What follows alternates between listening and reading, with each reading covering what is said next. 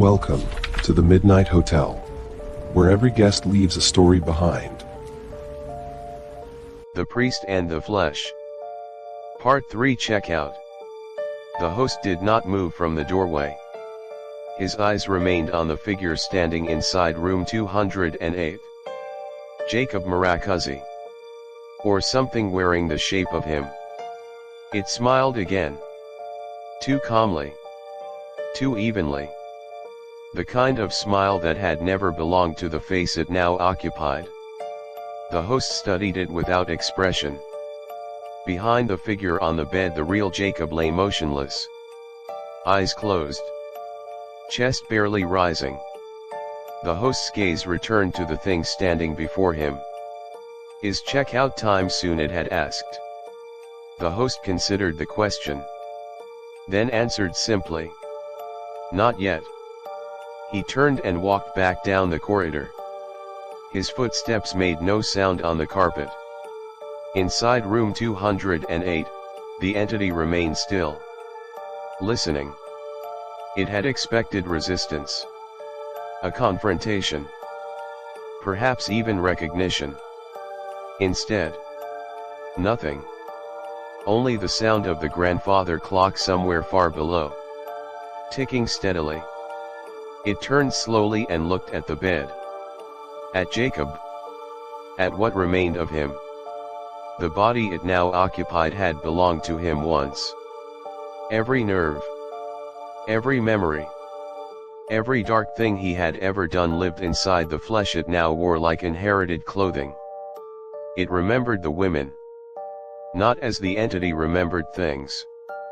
But as Jacob had remembered them. Their names. Their faces. The ritual room beneath the cathedral where the candles never went out. What he had done to them one by one in the name of something he called devotion but was only ever hunger.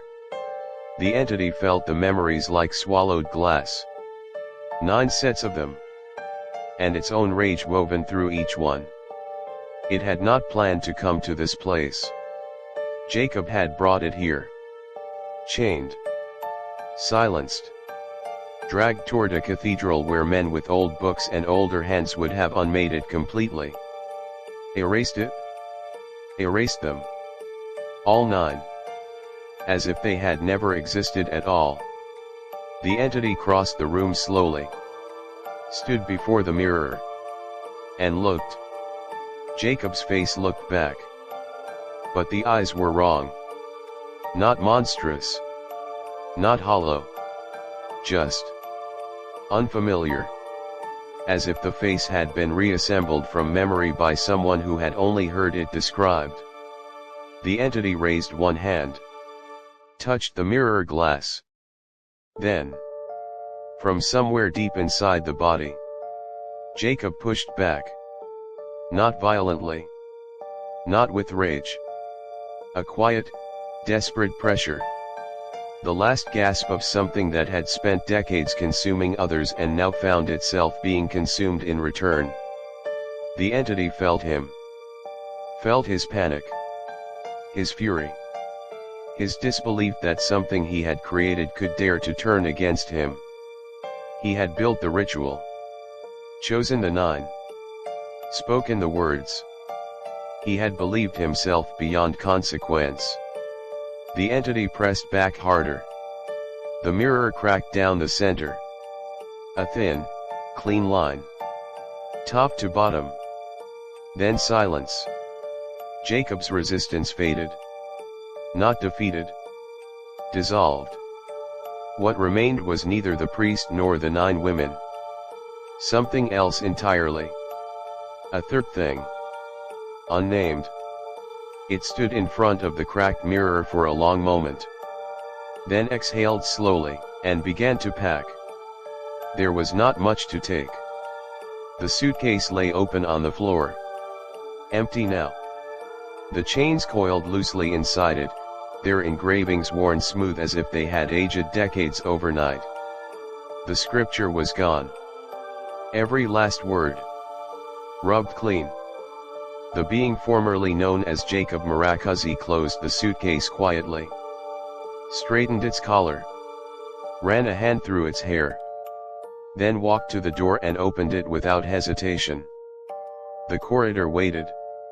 Long still. The same impossible length it had been the night before. It walked without rushing. Past numbered doors. Past the low flicker of wall-mounted lamps. Past the painting at the end of the hall that it was certain had not been there last night. A painting of a field. Empty except for 9 white flowers growing in a loose circle at its center. The being paused. Looked at it for a long moment. Then continued walking. The lobby was exactly as it had been. Gramophone. Fireplace. Pale flames. The grandfather clock ticking without urgency. And behind the reception desk, the host. Perfectly composed. Hands resting on the desk surface. Watching the figure descend the stairs with the quiet attention of someone confirming an expectation rather than witnessing a surprise. The being approached the desk. Set the suitcase down beside it. The host opened the guest registry. Found a page. Studied it briefly. Then reached beneath the desk and produced a small glass jar. Sealed with dark wax.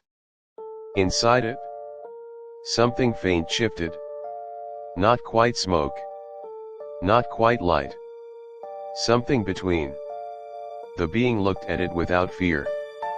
The host attached a small paper tag to the jar with thin black cord. He wrote on it slowly. Deliberately.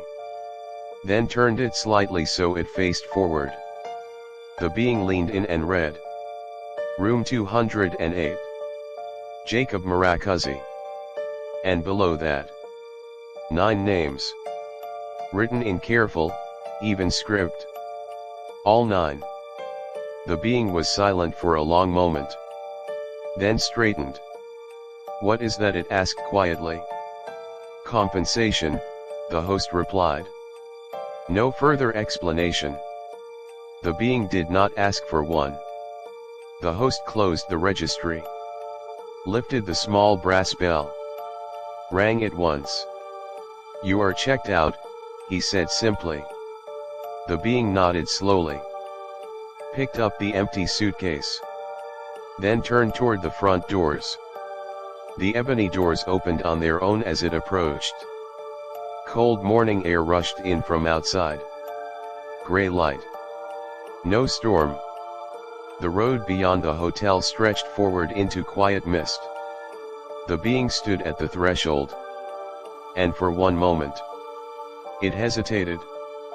As if some fragment of something remembered what it felt like to have a destination.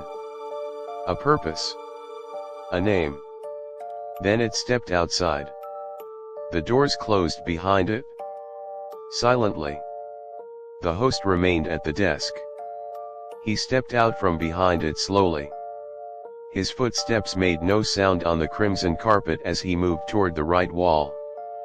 The bookshelves rose tall and dark around him, interrupted by glass display cases housing the hotel's quiet collection of strange things. A cracked silver mask. A compass whose needle never settled. A preserved black rose sealed inside crystal. And now, among them, one more. He placed the small jar carefully inside an empty case on the lower shelf. Sealed the glass door without sound. Above him, the 4 tall windows stood draped in their heavy curtains, blocking whatever pale morning light now existed beyond them. He regarded the jar for a moment. Then turned back toward the lobby. The gramophone crackled softly in the corner. The pale flames danced in the fireplace. The grandfather clock continued without interruption. The midnight hotel was quiet again. As it always was.